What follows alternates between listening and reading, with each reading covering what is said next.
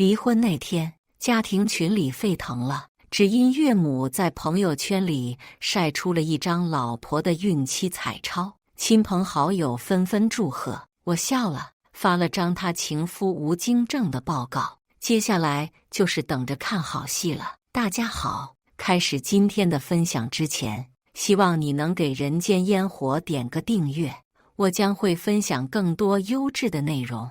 我和老婆徐倩倩是大学同学，在毕业后自然而然地走到了一起。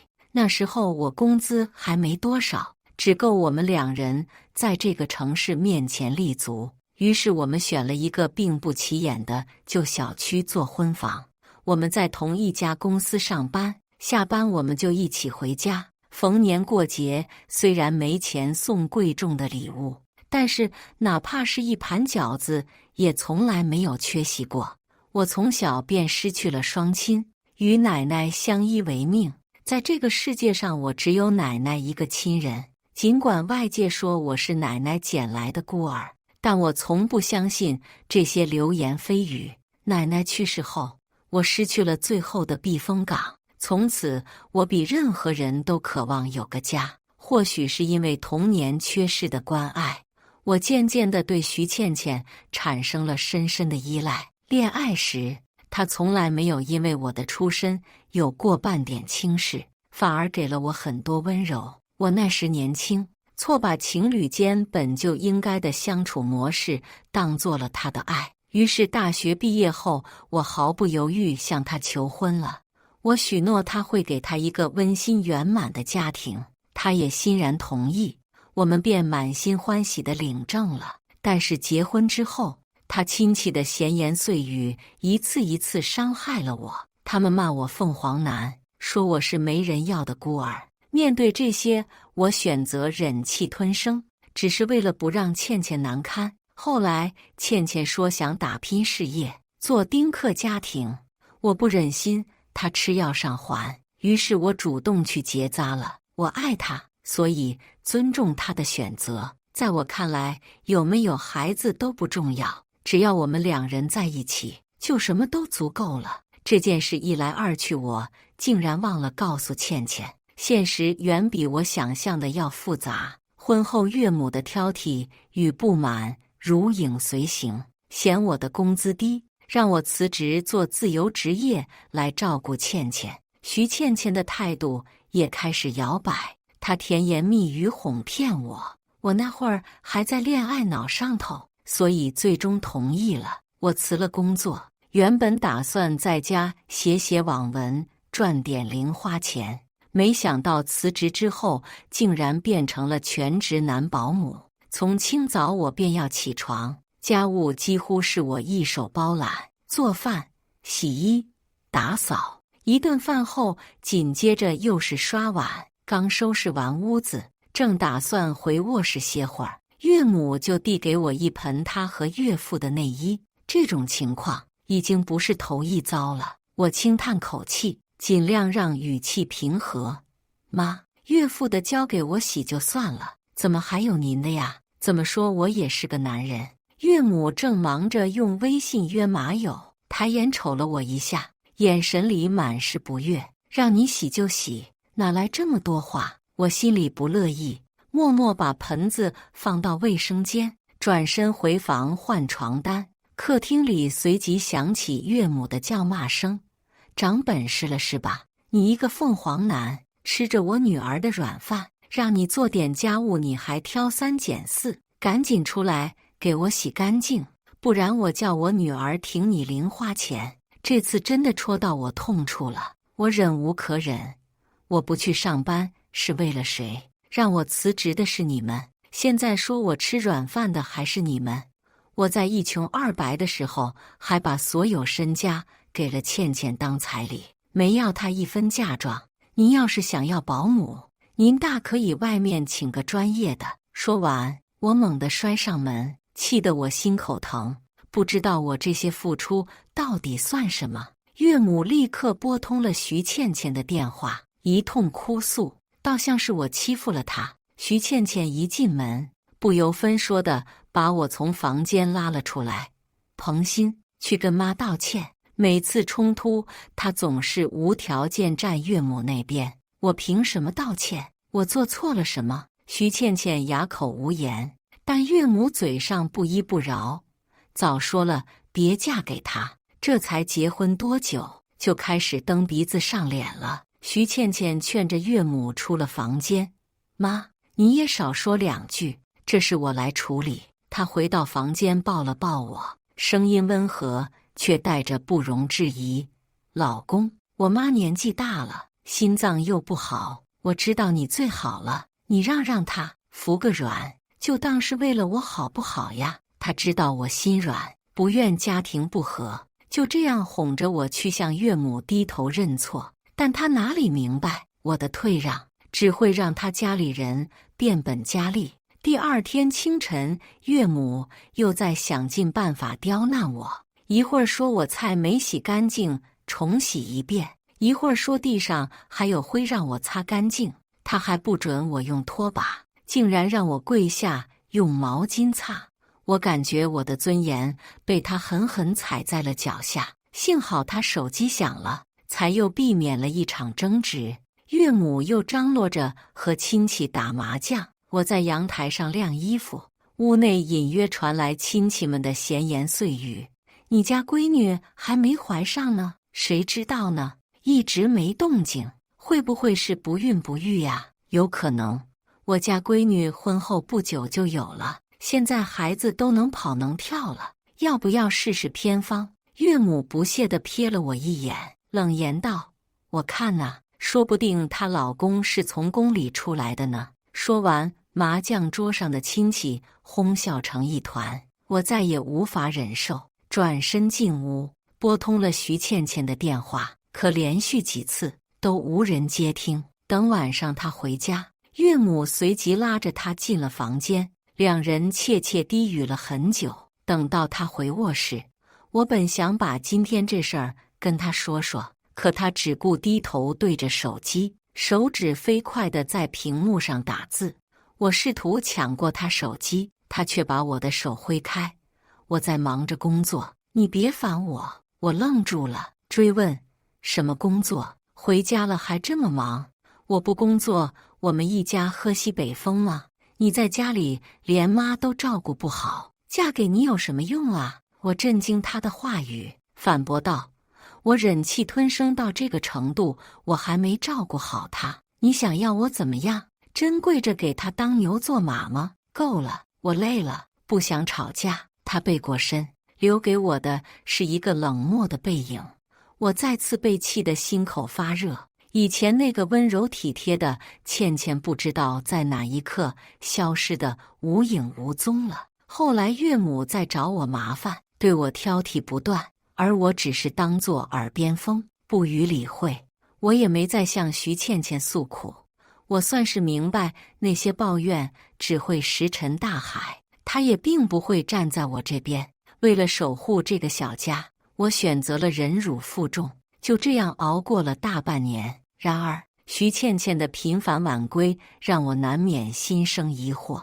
她回到家只会拿着手机，嘴角时常挂着微笑，一旦被我撞见，便匆忙掩饰过去。我觉得十分不对劲，于是在某日，我悄悄尾随徐倩倩出门，打了辆车紧随其后。她进入了一个豪华小区，我被保安拦在门外，只能在楼下守候。不久后，徐倩倩下了楼，手臂却挽着一个男的，他们亲昵地上了车。我连忙叫车紧跟，直到医院门外停下。下车后，我终于看清那男人的面容，原来是他的表哥苏峰。我不理解，他们两个挽着手进医院做什么？正当我想跟随他们进入医院探究竟，手机铃声却突兀响起。屏幕显示是派出所来电。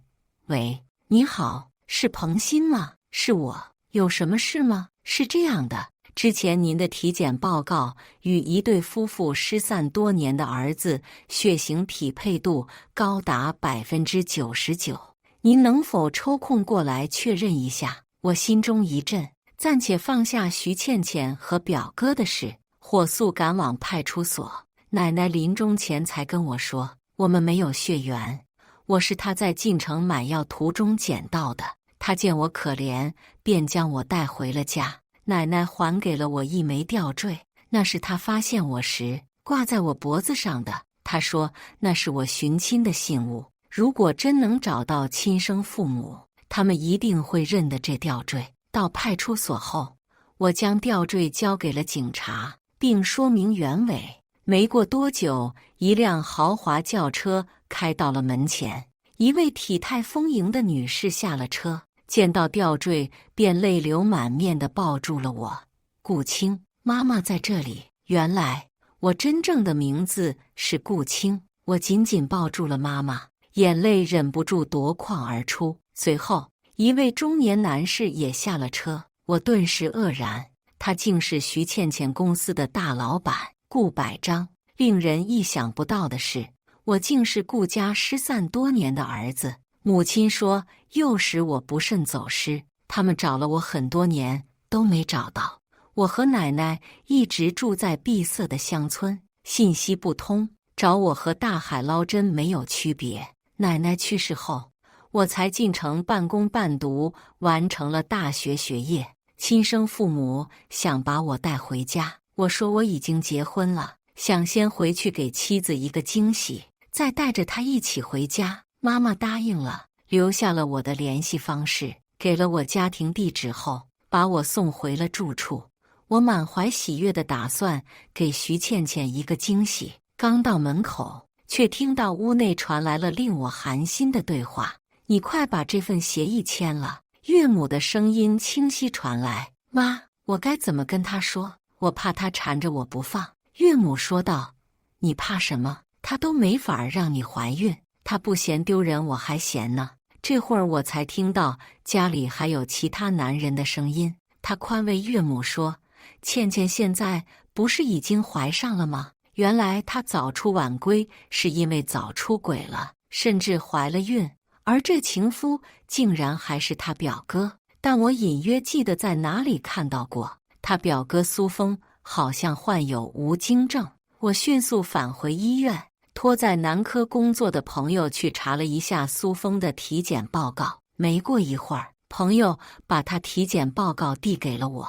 他说苏峰做了体检，一直没来拿体检报告。我说我就是来帮他代拿的。果不其然，他体检那天我正好来医院做结扎，所以无意中就看见了他的体检报告，上面清清楚楚写着无精症。正好这时岳母来电催促我回家，说有急事。我把报告揣进包里，这剧情真是太有趣了。推开门，家里只坐着岳母，徐倩倩和她情夫都不在。岳母甩给我一纸协议，催促道：“快签了吧，我们家可容不下宫里来的太监。”我拿起那份协议，心中五味杂陈。我牺牲了事业来维系这个家庭，只求家人能给我温暖。到头来，我为了徐倩倩当初一句话去结扎，岳母反而嫌弃我不能生，甚至在协议中写要我净身出户。我觉得可笑。岳母一脸震惊：“你笑什么？”我盯着离婚协议上徐倩倩那匆忙的笔记：“我笑什么？我高兴啊，高兴到我应该去路口放鞭炮庆祝一下。当初求婚时，他信誓旦旦说会永远爱我，给我一个圆满的家，可如今竟然这样对我。”岳母气急败坏，手指指着我：“你再说一遍试试。”我拍开他的手：“你不是我妈，我不会再纵容你。想让我签字，你就给我放尊重点。”岳母听我这么说，手缓缓放下，大概是担心我不肯签字。我在离婚协议上签下名字，抬头看向他，叫徐倩倩回来，我们现在就去办离婚手续。岳母没想到我会答应得如此爽快。好好好，我这就叫他回来，你可不许后悔啊！真是讽刺至极。没过一会儿，徐倩倩来电让我下楼，我拿着协议下了楼，车门一开，徐倩倩正坐在副驾上，开车的人是苏峰。你们这是什么意思？我冷冷地质问。倩倩怀孕了，需要人照应，她坐后面会晕车，你坐后面吧。苏峰说道。我冷笑了2声，他这会儿还在这里得意，知道自己有无精症就老实了。他能绿我，难道就不能绿你吗？你也别生气，我和表哥是真心相爱的。对不起。徐倩倩说着，竟然还哭上了。你的对不起，我可承受不起，没你那厚脸皮。苏峰紧握她的手，小晴，你不必道歉，错的是我，不是你。你是无辜的，别动了胎气。你们俩在我面前演苦情戏呢。我讽刺道。你怀孕几个月了，确定是苏峰的吗？徐倩倩显然一愣。当然是表哥的，你不行，也不能拿我肚里的孩子说是吧？苏峰眉头紧锁，透过后视镜望向我。彭鑫，你有气冲我来，别冲着小倩出轨了还把错往我身上推，真是恬不知耻。你们的意思是我逼着你俩干那些见不得人的勾当的？你也别和表哥吵了，都是我的错。我喜欢表哥，是我勾引他的，我可不吃他这一套。你也知道自己下贱，结了婚还出去乱搞。倩倩，别理他了，小心动了胎气。苏峰不耐烦地说道。两人一唱一和，仿佛我才是破坏他们感情的第三者。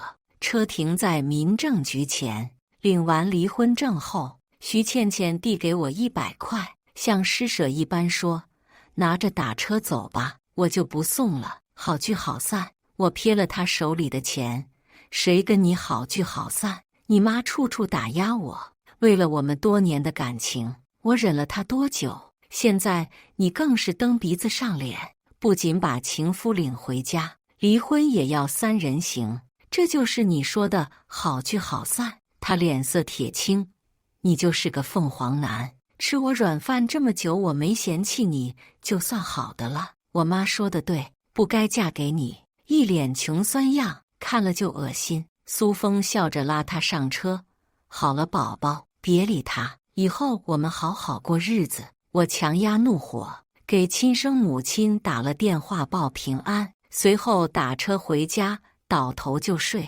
第2天起床，我才把事情原委告诉了父母。父亲气得拍案而起：“老李，备车！他竟敢这么对我儿子！”我拦住了父亲：“爸，这事让我自己解决吧。”话音刚落，手机响了起来，是个陌生号码。我走出门外接听，苏峰的声音传来：“彭鑫是吧？我是苏峰，我刚搬进表妹这儿，我不想做恶人，你找个时间来拿你的东西，毕竟净身出户不容易，卖了或许还能换个破旧公寓住。”我冷笑2声：“不必了，那些东西是他买的，净身出户自然归他所有。既然如此，我也就不拐弯抹角了。我们马上就要结婚了，希望你以后别再联系他，别来打扰我们的生活。”他恬不知耻地说完这些，还把我拉黑了。这时，家庭微信群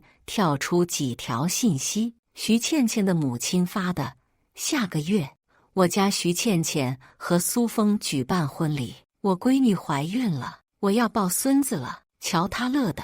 正好我还没退出家庭群，我这儿也有一份大礼要送给她。徐倩倩在朋友圈分享了一张温馨的画面，那是苏峰亲吻着她隆起的腹部的照片。她写道：“即将成为新手妈妈。”我忍不住乐了，从包里翻出苏峰的无精症报告，拍了张照，往微信群里一丢。跟着我也更新了一条朋友圈：“绿谁不是绿？绿一个和绿2个有什么区别？”发完这些，我干脆利落地退出群聊。随之而来的是徐倩倩铺天盖地的微信视频通话请求，我连看都不看，直接清理记录，果断按下了拉黑键。离婚后1个月，我准备重返职场。早上妈妈找我，问我在家里吃的习不习惯，睡得好不好。我一时愣怔，我从结婚后几乎没有睡过1天懒觉，从睁眼一直要做家务，做到睡前，从来没有人这么关心过我。我眼眶一热，都挺好的，谢谢妈。这种被珍惜的感觉，久违了。傻小子，这是妈妈欠你的，从今往后，我和你爸会加倍补偿你。我点点头，抱了一下妈妈。下午出门的时候，家里的朱阿姨递给我一个信封，少爷，这是夫人给您的，说今晚有个晚宴，司机6点会来接您。打开一看，是崭新的户口本、身份证，还附带一张银行卡和宾利车的钥匙。朱阿姨还带我去了我们家私人定制的西服店，换上了得体精致的西服，胸前的胸针和钻石袖扣相得益彰。一番装扮后，我准备坐着司机的车去了晚宴，不料冤家路窄，出门便撞见了那对狗男女，心中不免惊讶。苏峰难道还不知道徐倩倩绿了他，还是说他就是爱做接盘侠？我曾经也是眼瞎，竟然会喜欢这种女人。这下好了，这段感情丢人到几乎能成我的案底。徐倩倩也发现了我，彭鑫，我大方上前，恭喜徐小姐即将成为母亲，真是可喜可贺呀。徐倩倩咬牙切齿，你以前从不这样咄咄逼人。苏峰不满地扯了扯徐倩倩的手臂，认清自己的身份吧。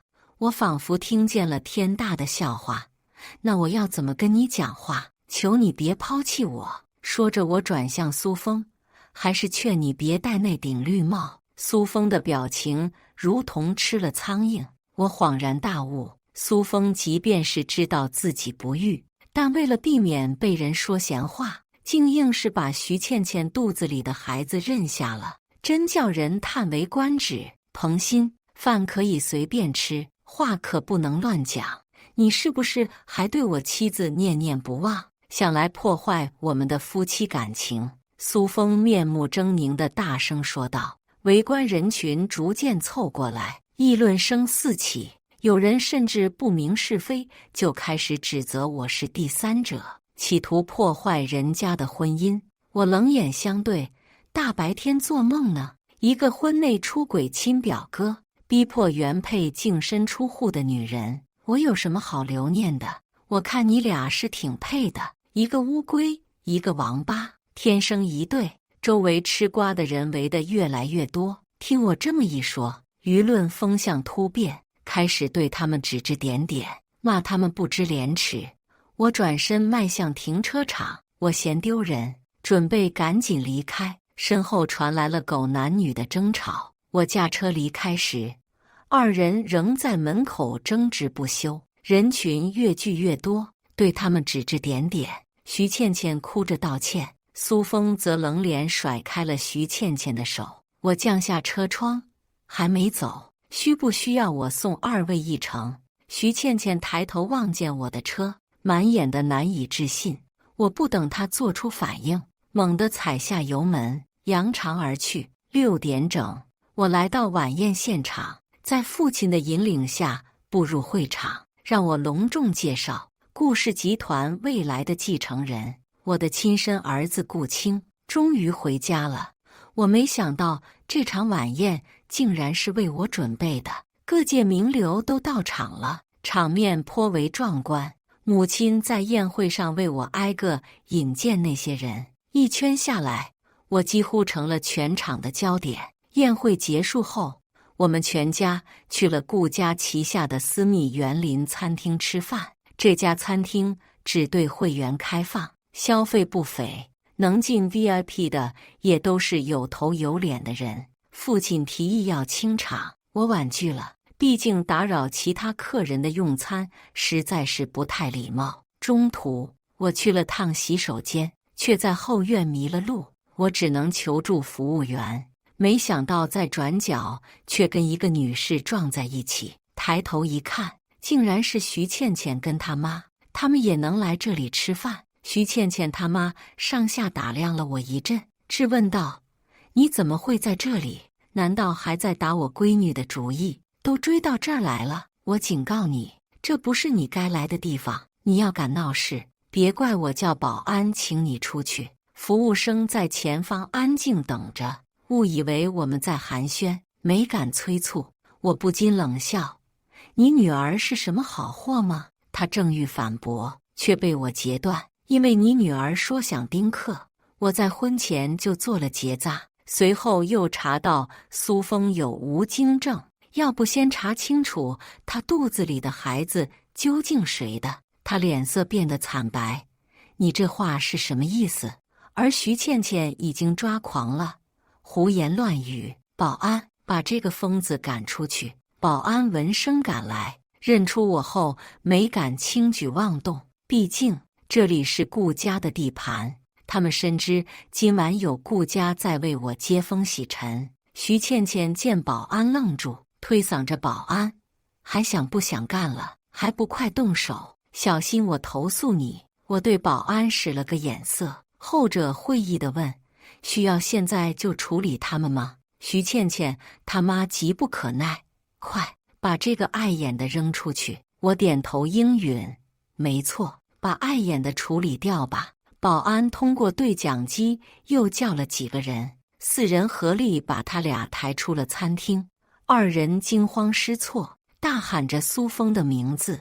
不一会儿，苏峰走过来，满脸困惑与震惊：彭鑫，这是怎么回事？放开我老婆！我轻轻摆手：抱歉，我不是彭鑫，我是顾清，顾总多年失散的儿子。徐倩倩愣住了，难以置信：你就是今天顾总迎接回家的顾清？答对了，正是本人。第2天，我正式回归职场，没要求任何特殊待遇，依旧是从前那个职位做起。在公司里，难免会和徐倩倩狭路相逢。午休的时候，她硬是把我拉到楼梯间，一脸诚恳地说：彭鑫，哦不，顾清，我知道自己错了，给我个机会弥补你好不好？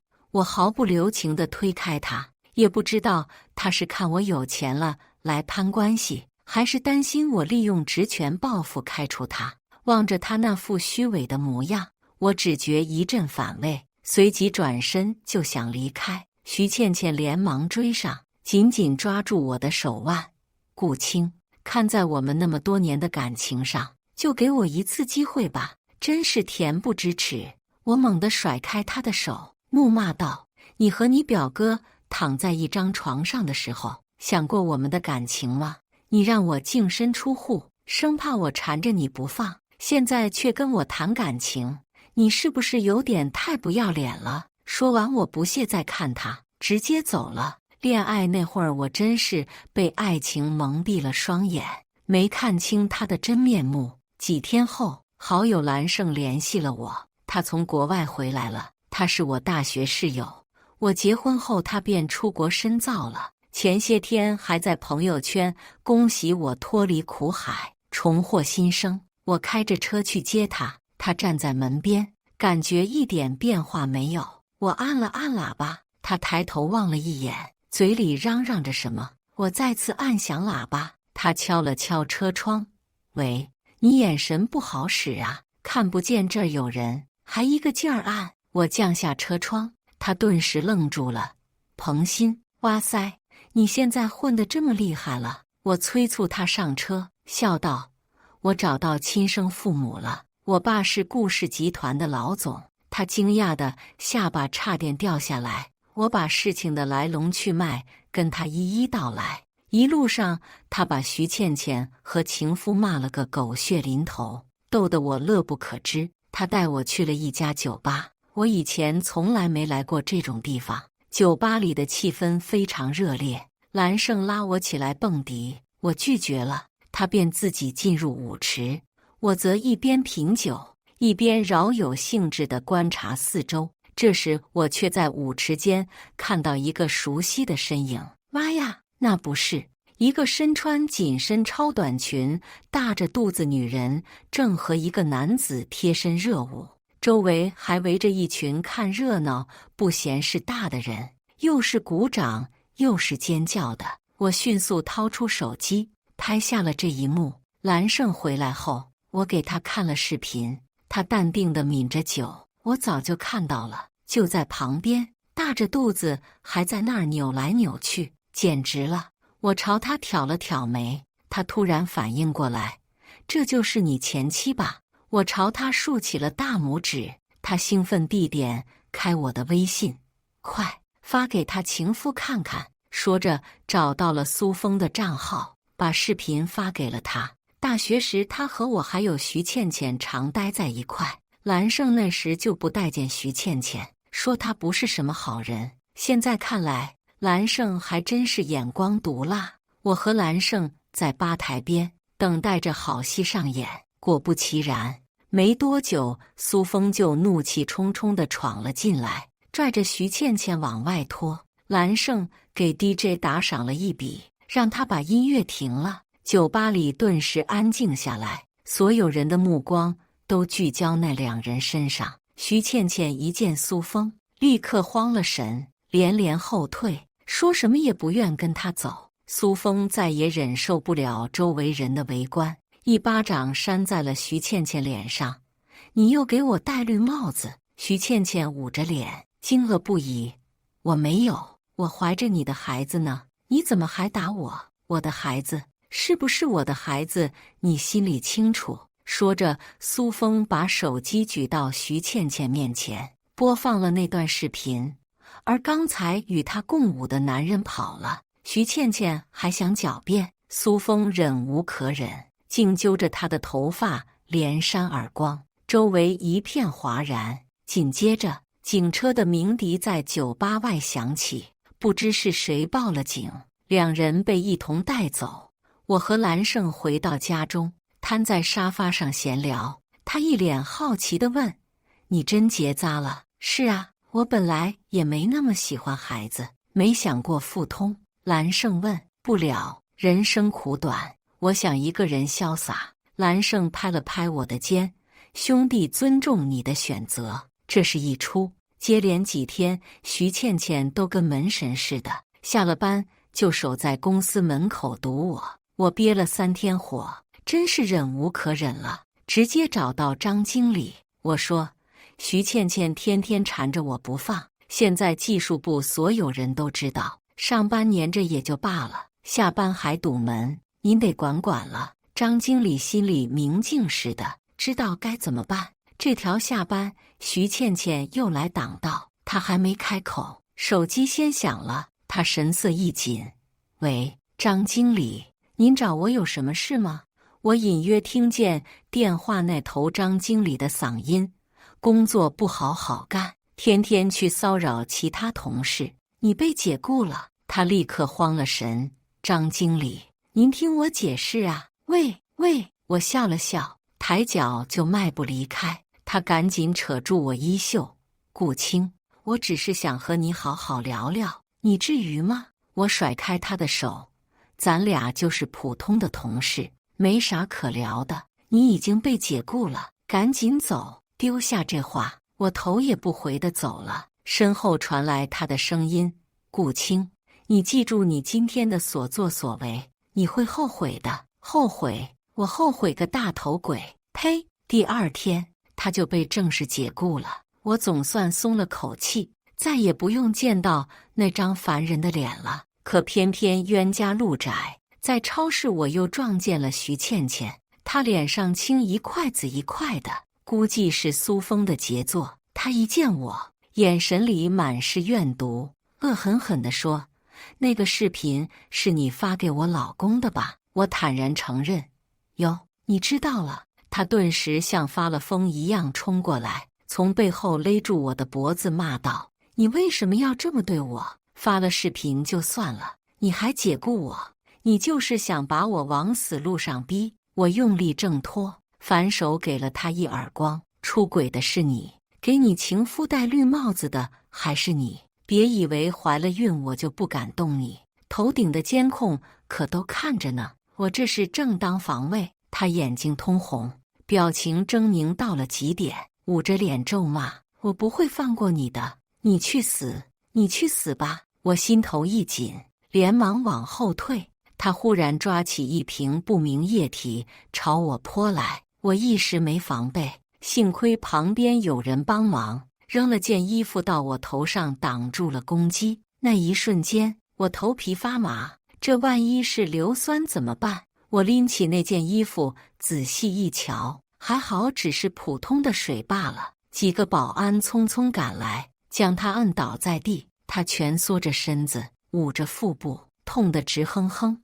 我向周围受惊的路人致歉后，即刻拨通了报警电话。做完笔录，我走警局大门，又和苏峰打了个照面。他显得十分憔悴，满脸胡茬。他们一个发疯，一个潦倒，难道说这一切就是他们相爱的证明？看来我是真不懂这爱情的弯弯绕绕了。顾青，真的很抱歉。他眼圈泛红，有些愧疚地望着我。道歉？如果道歉能解决问题，还要警察干啥？可我实在没心思再和这两人周旋下去。算了，祝你们幸福美满，白头偕老，也祝咱们永不相见。说完，我转身走向我的宾利，将他们彻底抛在了脑后。说来也怪，和徐倩倩那场冲突之后，我胸口堵着的那口气仿佛也没了，对她的那份情愫以及心底的不甘，在这一刻烟消云散。这些感情纠纷给我人生画了浓墨重彩的一笔。我下半生不会再为了不必要的人浪费心情，毕竟我还有大好的生活等着我去享受，属于我的精彩人生才刚刚拉开序幕。我请了假，陪着妈妈去海外玩了一圈。回国后，我认真投入了工作，拿下了几个大单，顺利升了职。爸妈不时张罗着给我安排相亲，我都婉拒了。现在的我只想专心赚钱，凭自己的能力成为名副其实的顾氏继承人，让父母安享晚年。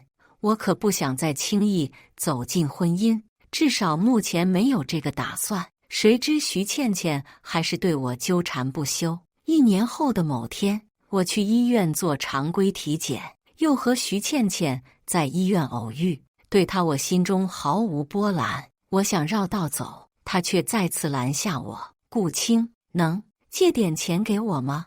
我不悦地转身反问。凭什么？她失业之后就很难再找到工作，又因为生孩子在家待业了1年。苏峰开始嫌她没钱，话里话外都暗讽她是个荡妇。徐倩倩默默承受，直到生下孩子后，孩子的亲生父亲找上了门。徐倩倩去医院拆肚子上的线，那人和苏峰打了一架，徐倩倩的妈在旁边拉架，推搡之间心脏病发作了。那男的不顾一切带走了孩子。等到徐倩倩回家，只见母亲倒地，连忙打了120急救。还好她母亲抢救及时，算是保住了性命。但不幸的是，后续检查发现脑部长了肿瘤。徐倩倩倾尽所有给她妈妈治病，现在医院催缴8000块的治疗费，她却束手无策了。望着地上痛哭的她，我差点又心软了。毕竟现在8000块对我而言不过9牛1毛，但我没办法对她的所作所为释怀。他妈以前怎么对我的，我至今难以忘怀。所以这一切和我有什么关系？我准备转身离开，他却扯住我的衣角，扑通跪倒在地。顾青，求你了，是我错，我不该背叛你，我知错了，求你原谅，救救我妈吧。我冷眼将他推开。那是你妈，不是我妈。刚走出几步，忽然想起一件事。我从口袋里拿出1张100块丢给他，打车钱，不用客气，好聚好散。以上就是今天分享的故事。大家有什么想说的、想吐槽的，欢迎在下方评论交流。也更希望能给人间烟火点个订阅，我将会分享更多优质的故事内容。